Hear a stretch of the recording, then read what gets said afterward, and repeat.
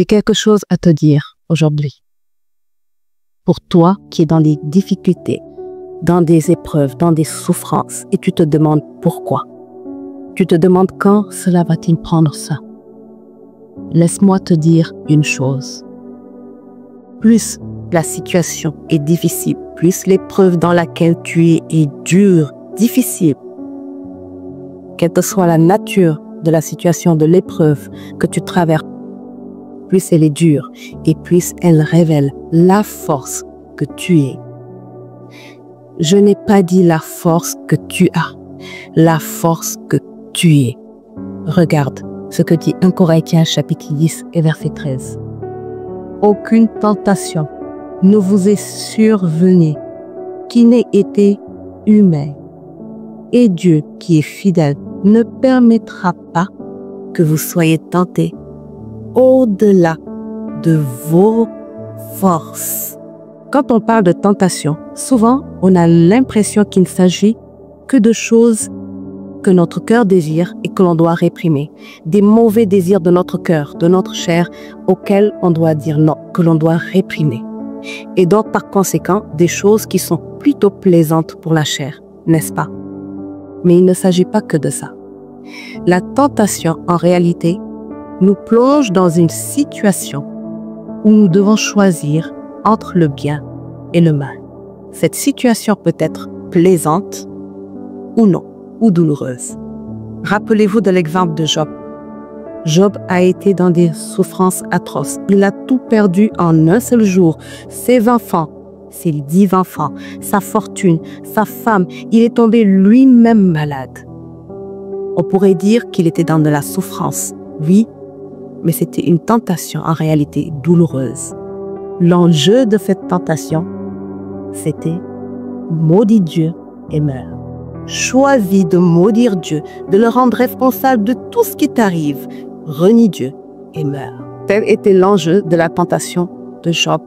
C'était une tentation douloureuse. Il était dans des souffrances, dans des épreuves, dans la difficulté, dans la douleur. Mais cela demeure une tentation. D'ailleurs, le passage de 1 Corinthiens chapitre 10 verset 13, la version Martin Dib dit « Aucune tentation ne vous a éprouvé qui n'ait été humaine. » Donc on parle bien d'une épreuve. Pourquoi je dis tout ça?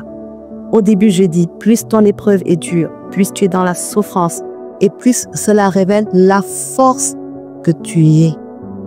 Parce que le verset dit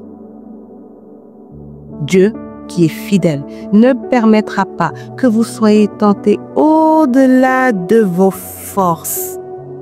Quelle que soit la dureté, la douleur que tu traverses, cela n'égale jamais ta force. Le verset dit, Dieu ne permettra pas que tu sois tenté, que tu sois éprouvé au-delà de tes forces. Ça veut dire que la souffrance que tu subis, quelle que soit son ampleur, elle n'égale pas ta force, elle n'égale pas la force que tu es.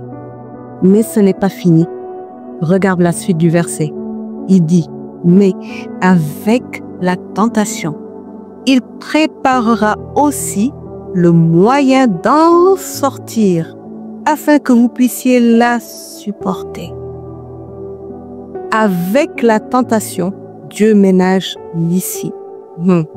Non, Dieu n'attend pas que tu sois dans les problèmes, dans la situation difficile, pour dire, maintenant je vais réfléchir à l'issue ou je vais lui ouvrir une porte. Non, tu reçois un package. Tu reçois un package. La tentation, la souffrance, la douleur dans laquelle tu es actuellement, son issue est déjà préparée à l'avance. Tu reçois la tentation et la solution en même temps. Pourquoi?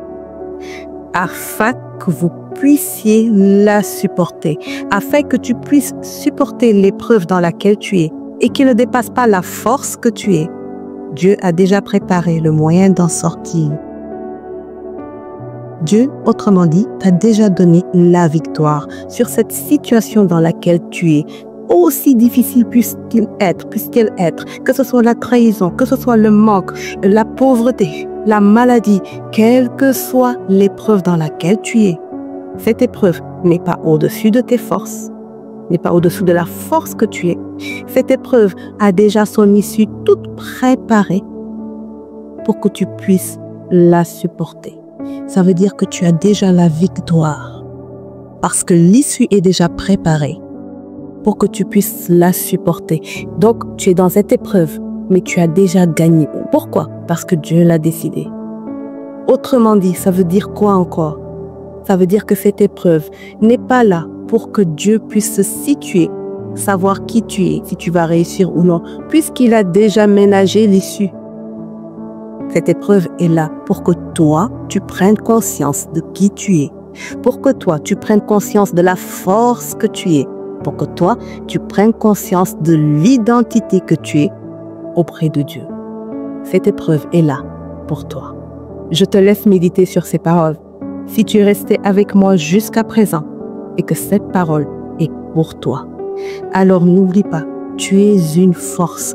Quelle que soit la situation, l'épreuve dans laquelle tu es, la nature de cette épreuve, rappelle-toi, elle est là que pour une chose, te révéler la force que tu es.